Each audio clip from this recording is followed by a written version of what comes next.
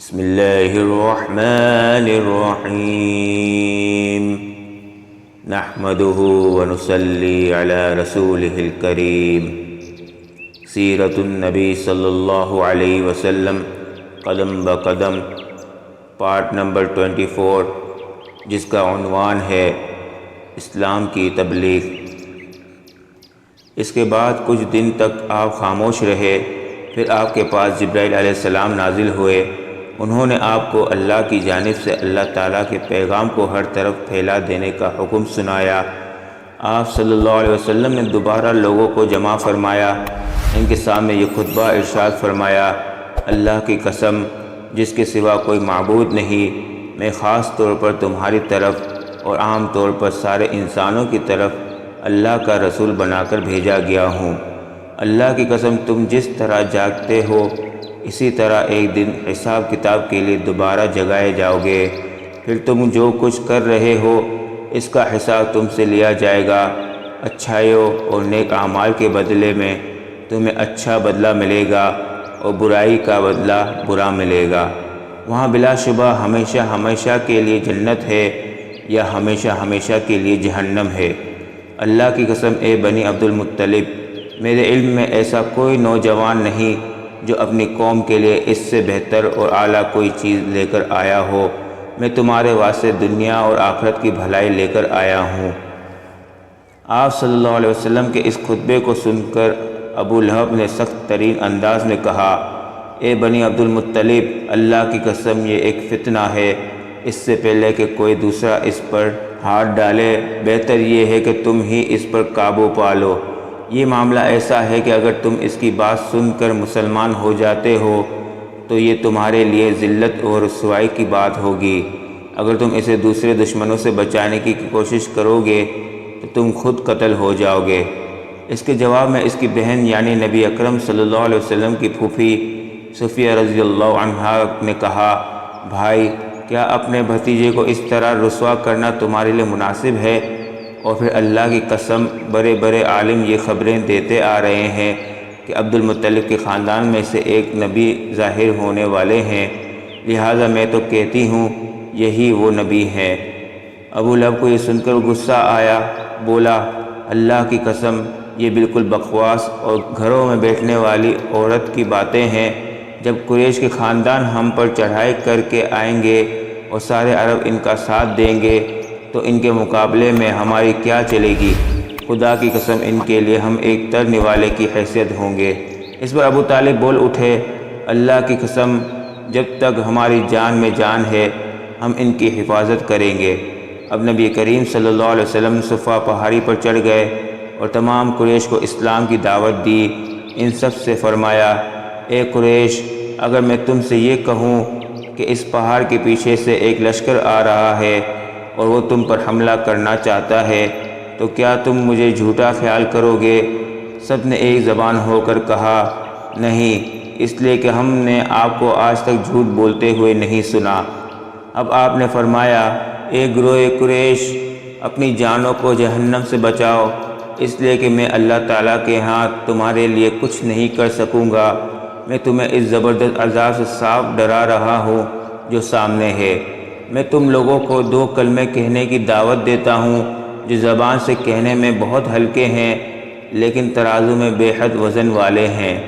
ایک اس بات کی گواہی کہ اللہ کے سوا کوئی عبادت کے لائق نہیں، دوسرے یہ کہ میں اللہ کا رسول ہوں۔ اب تم میں سے کون ہے جو میری اس بات کو قبول کرتا ہے؟ آپ کے خاموش ہونے پر ان سب میں سے کوئی نہ بولا تو آپ نے اپنی بات پھر دہرائی، پھر آپ نے تیسری بار اپنی بات دہرائی، مگر اس بار بھی سب خاموش کھڑے رہے۔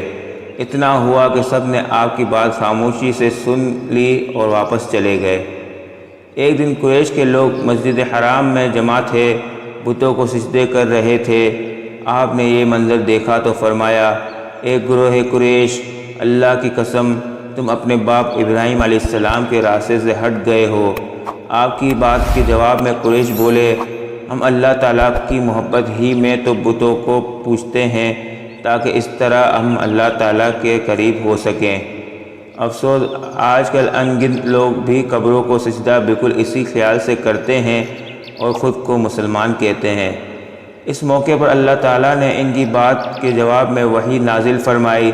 ترجمہ: آپ فرما دیجئے اگر تم اللہ تعالیٰ سے محبت رکھتے ہو تو میری پیروی کرو، اللہ تعالیٰ تم سے محبت کرنے لگیں گے اور تمہارے سب گناہوں کو معاف کر دیں گے۔ سورہ آل عمران آیت نمبر 31۔ قریش کو یہ بات بہت ناگوار گزری۔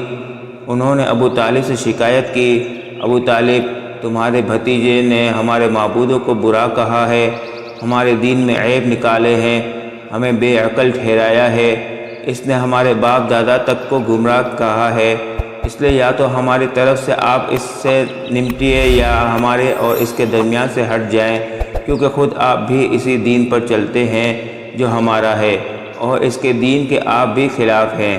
ابو طالب نے انہیں نرم الفاظ میں یہ جواب دے کر واپس بھیج دیا کہ اچھا میں انہیں سمجھاؤں گا۔ ادھر اللہ تعالیٰ نے حضرت جبرائیل علیہ السلام کو آپ کی خدمت میں بھیجا۔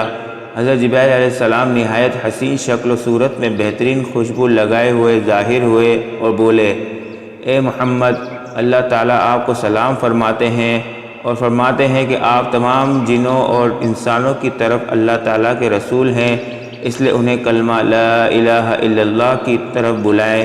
یہ حکم ملتے ہی آپ نے قریش کو براہ راست تبلیغ شروع کر دی، اور حالت اس وقت یہ تھی کہ کافروں کے پاس پوری طاقت تھی اور وہ آپ کی پیروی کرنے کے لیے ہرگز تیار نہیں تھے۔ کفر اور شرک ان کے دلوں میں بسا ہوا تھا، بتوں کی محبت ان کے اندر سرایت کر چکی تھی، ان کے دل اس شرک اور گمراہی کے سوا کوئی چیز بھی قبول کرنے پر آمادہ نہیں تھے۔ شرک کی یہ بیماری لوگوں میں پوری طرح سما چکی تھی۔ آپ صلی اللہ علیہ وسلم کی تبلیغ کا یہ سلسلہ جب بہت بڑھ گیا تو قریش کے درمیان ہر وقت آپ ہی کا ذکر ہونے لگا۔ وہ لوگ ایک دوسرے سے بڑھ چڑھ کر آپ سے دشمنی پر اتر آئے، آپ کے قتل کے منصوبے بنانے لگے، آپ کا معاشرتی بائیکاٹ کر دیا جائے۔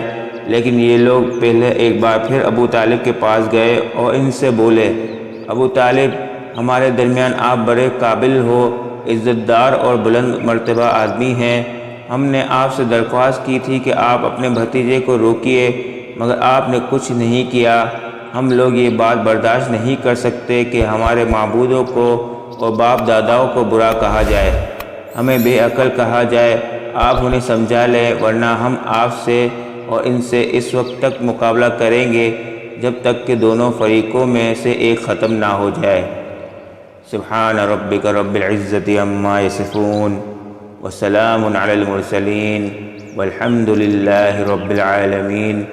ملتے ہیں اگلے عنوان میں جس کا نام ہے قتل کی کوشش۔ تب تک کے لیے اجازت دیجیے، اللہ حافظ۔